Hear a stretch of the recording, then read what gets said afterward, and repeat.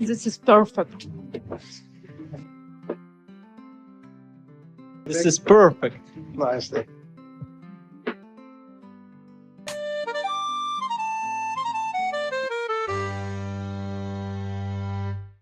صباح الخير على كل حبايبي. النهارده معانا شويه طحينه هنعملها بالطريقه جميله وهنحاول ان احنا نركز فيها عشان طعمها يطلع حلو. نشوفها مع بعض واحده واحده.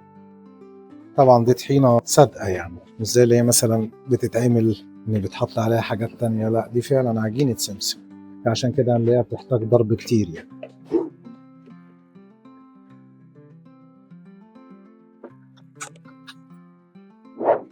دلوقتي احنا فضينا الطحينه في الكانتين، هنبتدي نشوف هنتبلها ازاي. نشتغل عليها بالتوابل. انا احط عليها شويه بابريكا،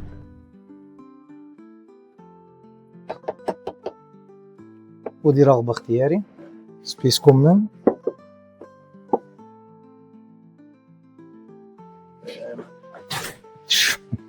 here.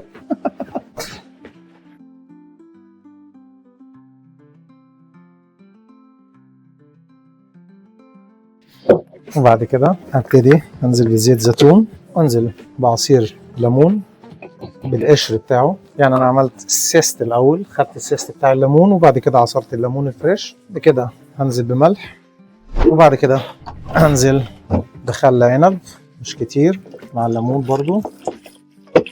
وانا بختار الخل العنب لانه بيبقى طعمه اكتر مزازه واقل حموضه. اختياري جوز الطيب مطحونه.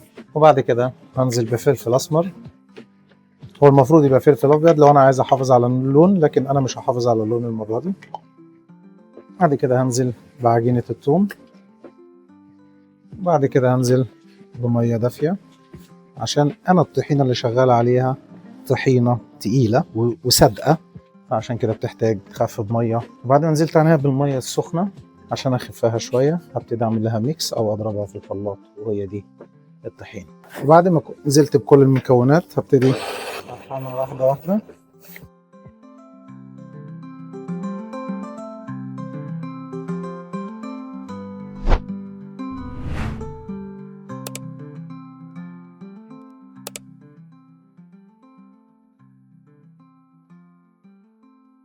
This is perfect.